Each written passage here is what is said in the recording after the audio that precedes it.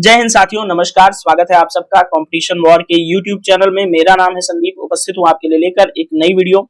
दोस्तों, आज की वीडियो में हम बात करेंगे न्यूनतम समर्थन मूल्य के बारे में। दोस्तों, खरीफ फसलों के लिए सरकार ने जो है एमएसपी को इस बार बढ़ा दिया है। इसी के संबंध में ये पूरी न्यूज है, विस्तार पूर्वक आपसे बात किया जाएगा। यदि आप चैनल पर नए हैं, अभी आए हैं, तो सबसे पहले आप चैनल को सब्सक्राइब करके बेल आइकन को हिट कर दीजिए, ताकि आने वाले जो वीडियोस हैं उनके नोटिफिकेशंस आपको टाइम टू टाइम मिलते रहें। साथ ही वीडियो का डिस्क्रिप्शन जो है उसको चेक करना मत भूलिएगा, क्योंकि वहां पर रिसेंटली पोस्टेड जो वीडियोस हैं चैनल पर, उनके लिंक प्रोवाइड कराए गए हैं। तो चलिए आइए वीडियो की फटाफट से शुरुआत करते हैं। हमेशा की तरह वीडियो की शुरुआत न्यूज़पेपर की कटिंग के माध्यम से करेंगे। उससे पहले हम अगर न्यूनतम समर्थन मूल्यों के बारे में बात करना चाहते हैं, तो सबसे पहले हमारे लिए जानना आवश्यक है कि न्यूनतम समर्थन मूल्य होते क्या है। दोस्तों, न्यूनतम समर्थन मूल्य को अंग्रेजी में मिनिमम सपोर्ट प्राइस कहा जाता है, जिसको हम शॉर्ट में एमएसपी बोलते हैं। तो एमएसपी के बारे में, यानी कि न्यूनतम समर्थन मूल्य के बारे में आइए कुछ चीजें पहले समझ लेते हैं। उसके बाद जो न्यूनतम समर्थन मूल्य से संबंधित न्यूज़पेपर की कटिंग है वहां से प्रारंभ करेंगे। तो दोस्तों, एमएसपी जो है वह न्यूनतम मूल्य है जो सरकार किसानों को उनकी फसलों के लिए देने की गारंटी देता है।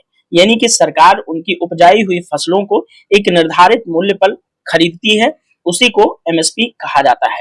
दोस्तों, यह मूल्य फसलों की लागत और किसानों के लाभ को ध्यान में रखते हुए तय किया जाता है। तो दो बातें ध्यान में रखी जाती हैं, एक तो फसलों की लागत, दूसरा किसानों के लाभ।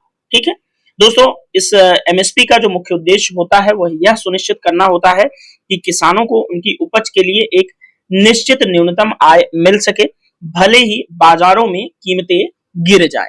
यानी कि सरकार इस बात का आपको वादा देती है कि हम आपके अनाज को उसी मूल्य पर खरीदेंगे जिस मूल्य पर हमने एमएसपी अनाउंस की थी, चाहे उस फसल का बाजार मूल्य कुछ भी हो, चाहे वो गिर गया हो, चाहे वो बढ़ गया हो। ठीक है।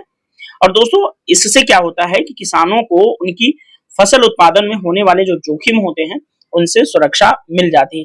मान लीजिए कि कई बार क्या होता है कि फसल खराब हो गई, उत्पादन कम हुआ, बाजार में कीमतें या उत्पादन बहुत ज्यादा हो गया और बाजार में कीमतें गिर गई, तो क्या करती है कि सरकार गिरी हुई कीमतों पर नहीं, उसी कीमत पर परचेज करती है फसलों को जिस कीमत पर न्यूनतम समर्थन मूल्य देने का वादा कर चुकी होती है सरकार। तो ठीक है, अब आपके दिमाग में एक स्पष्ट अवधारणा हो गई होगी कि न्यूनतम समर्थन मूल्य क्या होता है। अब आप कंफर्टेबल हो गए होंगे कि अब आपसे न्यूज़पेपर की कटिंग पर बात की जाए। तो चलिए आइए शुरू करते हैं। तो दोस्तों, सरकार ने 14 फसलों पर एमएसपी घोषित कर दी है। धान का खरीद मूल्य कितना होगा? 2300 रुपए प्रति क्विंटल। याद रखिएगा, इंपॉर्टेंट होगा। यदि आप पीसीएस जैसा एग्जाम देना चाहते हैं किसी भी स्टेट का, तो आपसे कई बार सीधा सीधा धान के मूल्य पूछ लेता है, या धान के मूल्य में इस बार कितनी बढ़ोतरी हुई। धान के दो तरह के मूल्य होते हैं, एक ग्रेड ए के धानों का और एक सामान्य धानों का मूल्य जारी किया जाता है, जिस पर आगे हम बातचीत करेंगे। फिलहाल हम कुछ हाईलाइटेड पॉइंट्स यहाँ पर डिस्कस कर देते हैं। दोस्तों, सरकार की ओर से जारी विज्ञप्ति के मुताबिक इस साल एमएसपी में क्या हुआ है कि सर्वाधिक बढ़ोतरी दो चीजों में की गई है, एक तो तिलहन में, दूसरे दलहन के लिए। जो दलहन और तिलहन के लिए एमएसपी दी जाएगी वह इस बार सर्वाधिक बढ़ोतरी इन दोनों फसलों के अंदर की गई है।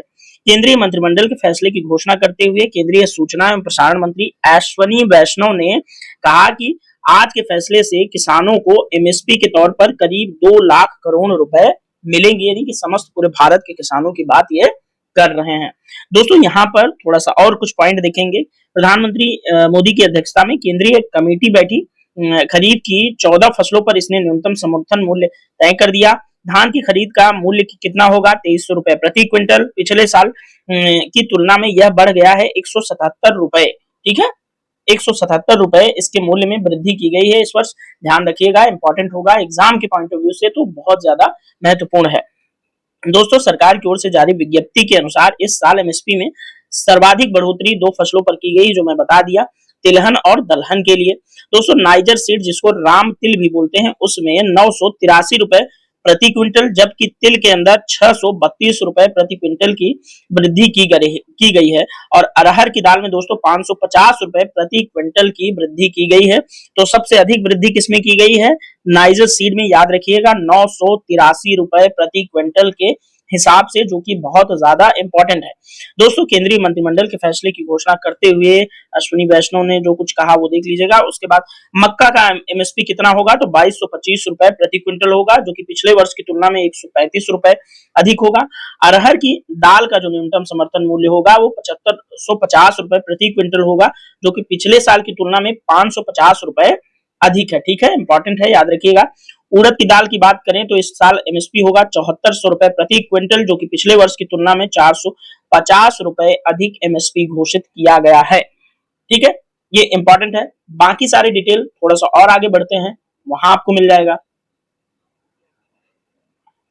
दोस्तों, यहाँ पर मूंग में 124 रुपए की बढ़ोतरी के बाद 8682 रुपए प्रति क्विंटल हो गया है क्या, मूंग। याद रखिएगा, मूंग की बात यहाँ पर हो रही जो पिछले पेज पर था। दोस्तों, मूंगफली का एमएसपी कहाँ है, 6783 रुपए प्रति क्विंटल, जो पिछले वर्ष की तुलना में 406 रुपए अधिक है। कपास के बारे में बात करेंगे तो कपास का एमएसपी होगा 7121 रुपए प्रति क्विंटल, जो पिछले वर्ष की तुलना में 501 रुपए अधिक है।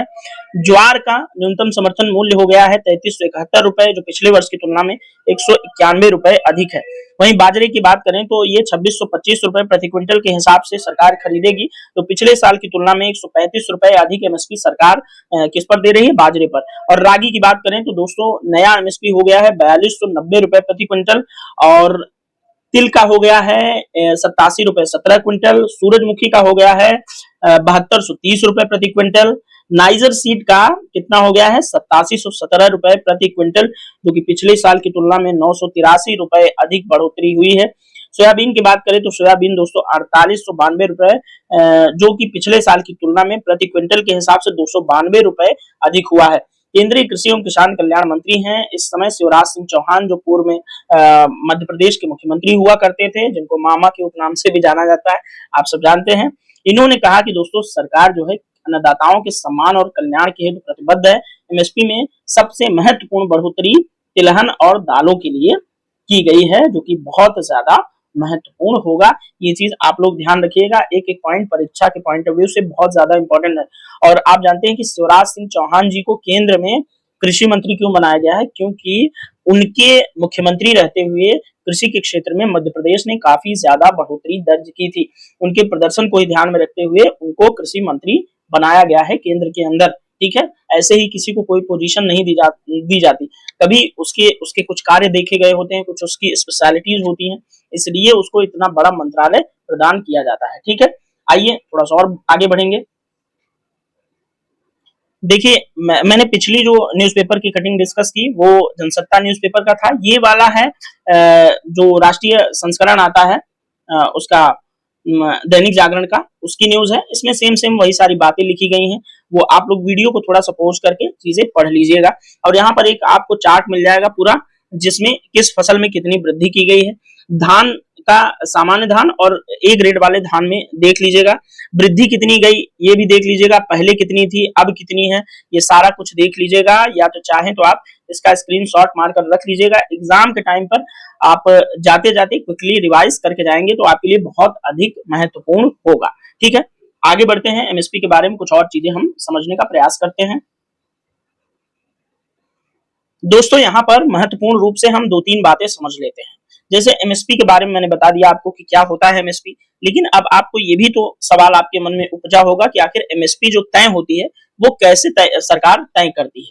तो एमएसपी दोस्तों इसकी सिफारिश जो है भारत सरकार द्वारा गठित किए गए कृषि लागत एवं मूल्य आयोग करता है। याद रखिएगा, इंपॉर्टेंट है। एमएसपी की सिफारिशें कौन करता है, आपसे पूछा जा सकता है, तो बताइएगा कि कृषि लागत एवं मूल्य आयोग एक बनाया गया है गवर्नमेंट के द्वारा। ठीक है, वही जो है एमएसपी की सिफारिशें तय करता है। ठीक है, एमएसपी की सिफारिशें सरकार को करता है कृषि लागत एवं मूल्य आयोग। पूरा विश्लेषण करता है कि इस वर्ष मौसम कैसा है, फसल में पैदावार कितनी होनी है, क्या कुछ, इन सभी डेटाबेस के आधार पर कृषि लागत एवं मूल्य आयोग जो है सरकार को एमएसपी की सिफारिशें करता है। और ये दोस्तों कई बार यूपीएससी के अंदर सवाल आ चुका है। ठीक है, एमएसपी से जुड़ा हुआ कृषि लागत एवं मूल्य आयोग, तो इसलिए कृषि लागत एवं मूल्य आयोग के बारे में आप लोग विशेष तौर पर ध्यान दीजिएगा। दोस्तों, सीएसीपी यानी कि कृषि लागत एवं मूल्य आयोग विभिन्न कारकों को ध्यान में रखकर एमएसपी की सिफारिश करती है, जैसे कि उत्पादन लागत, जो मैंने आपको पहले ही बता दिया, मांग और आपूर्ति, कीमतों में उतार-चढ़ाव, बाजार की स्थिति और विभिन्न फसलों के उत्पादन के लिए किसानों को प्रेरित करने के लिए सब सारी चीजें आवश्यक प्रोत्साहन होता है। यहाँ पर कुछ हाइलाइटेड पॉइंट्स ये देखिएगा कि जो ये योजना है एमएसपी की योजना, वो किसानों को अधिक उत्पादन के लिए क्या करती है, प्रेरित करती है। एमएसपी से हो सकता है कि आप जैसे मेंस वगैरह में कोई सवाल का जवाब लिख रहे हो, उत्तर लिख रहे हो, तो आपके लिए ये पूरा एक जो है ग्राफ यानी कि एक प्रिपेयर हो गया कि आपको आप एमएसपी पर आंसर लिख रहे हैं तो आप किस तरह से लिख सकते, जैसे एमएसपी क्या है, फिर एमएसपी कैसे तय होती है, एमएसपी से क्या लाभ होता है, एमएसपी से सरकार क्या करना चाहती है, ये सब सारी चीजें यहाँ पर पूरे कंटेंट में आपको अवेलेबल है। आराम से 200, 250, 300 शब्दों में आपको यहाँ पर कंटेंट मिल जा रहा है, इसलिए आप लोग इसको थोड़ा सा गंभीरता पूर्वक लीजिएगा। दोस्तों, एमएसपी से क्या होता है कि देश में खाद्य सुरक्षा को बढ़ावा मिलता है। एमएसपी सुनिश्चित करता है कि किसानों का जीवन स्तर सुधार सके और उन्हें गरीबी से बाहर निकाल सके। आप जानते हैं कि वर्तमान जो सरकार अब चल रही है, वो जब 2014 में सरकार में आए थे, यानी कि एनडीए गवर्नमेंट जो भारतीय जनता पार्टी के नेतृत्व में माननीय नरेंद्र मोदी जी प्रधानमंत्री के नेतृत्व में जो सरकार चल रही, 2014 के बाद से ही उन्होंने डिसाइड किया था कि हम किसानों के जो आय है उसको 2022 तक दोगुनी कर देंगे, यानी कि वर्तमान में जितनी भी किसानों की आय है उसको दोगुना कर देंगे। तो उसके लिए सरकार ने विभिन्न प्रयास किए, जैसे फसल बीमा योजना लाए, एमएसपी में बढ़ोतरी किया, खाद्यान्नों पर उनको छूट दी गई, और जो यूरिया वगैरह है उनमें काफी ज्यादा डेवलपमेंट किया गया। जैसे हम विकास के तौर पर देखें तो तरल यूरिया भी जो है आया है, जो कि कम लागत में मिल जाता है और अधिक हेक्टेयर फसलों को कवर करता है। तो ये सब सरकार के जो प्रयास हैं वो निश्चित तौर पे किसानों के जो मूल्य आय हैं उसमें बढ़ोतरी करने के लिए महत्वपूर्ण स्तंभ साबित होंगे।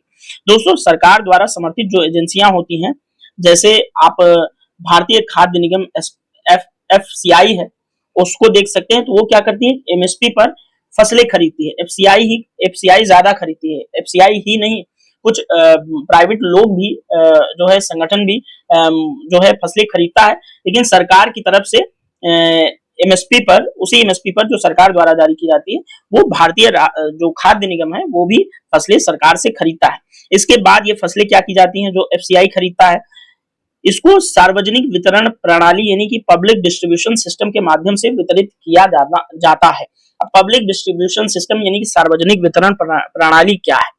कोई व्यक्ति गांव से है या शहर से है तो उसने देखा होगा कि गांव में या शहर में सरकारी आटा चावल या आटा की नहीं यानी कि गेहूं और चावल वगैरह की दुकान होती है, और सरकार बड़ी न्यूनतम कीमत पर जो है प्रोवाइड कराती है आपको अनाज।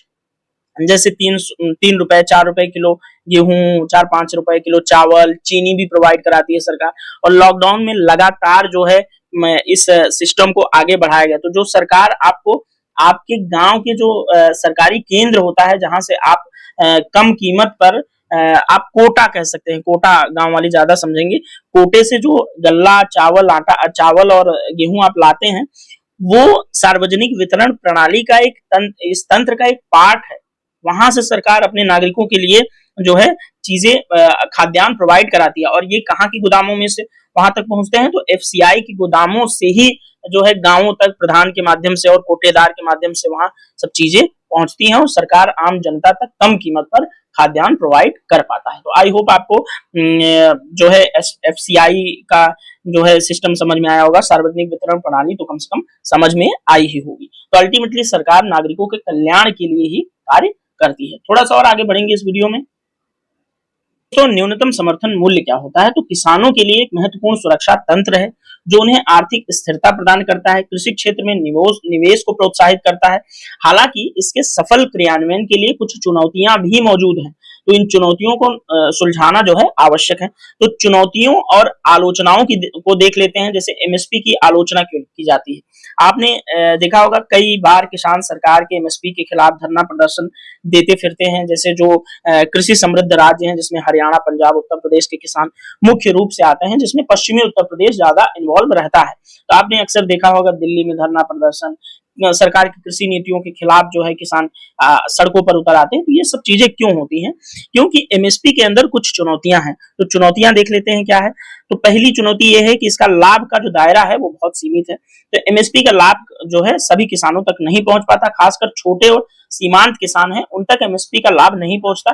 जो बड़े किसान हैं, जो 200-400 बीघे के काश्तकार हैं, उन्हीं तक एमएसपी का लाभ पहुंच पाता है। तो पहली तो जटिलता और चुनौती ये है। दूसरी जटिलता क्या है कि इसकी प्रणाली काफी जटिल है। जैसे एमएसपी की घोषणा के बावजूद कई बार इसे लागू करने में दिक्कतें आती हैं, कई जगहों पर किसानों को यह लाभ नहीं मिल पाता। और तीसरी चुनौती है जैसे आर्थिक बोझ। सरकार पर एमएसपी का बोझ काफी बढ़ता जाता है और बढ़ सकता है एमएसपी का बोझ, जिससे सरकार के राजकोषीय घाटे में वृद्धि होती है और सरकार का बजट जो है वो घाटे का कहीं न कहीं इस वजह से भी हो जाता है। तो आई होप दोस्तों एमएसपी पर ए टू जेड जितनी कहानी थी सारी इस वीडियो में आपको क्लियर हो गई होगी। और यहाँ पर आपको 200 से लेकर 300 शब्दों तक का content UPSC mains, PCS mains के लिए आपको आराम से एमएसपी पर मिल जाएगा और उन हर सवालों का जवाब मिलेगा जो भी सवाल एग्जामिनर आपसे करेगा। तो इसलिए इस वीडियो को बार-बार रिवीजन मोड में, रिपीटेड मोड में आप देख सकते हैं। तो इस वीडियो में एमएसपी से संबंधित जो भी जानकारी थी इसके लिए इतना ही। मिलेंगे नेक्स्ट वीडियो में, तब तक के लिए आप लोग अपनी पढ़ाई लिखाई को जारी रखिए। आपके सफल जीवन के लिए मैं शुभकामनाएं करता हूं। मिलेंगे नेक्स्ट वीडियो में, तब तक के लिए थैंक यू सो मच, धन्यवाद।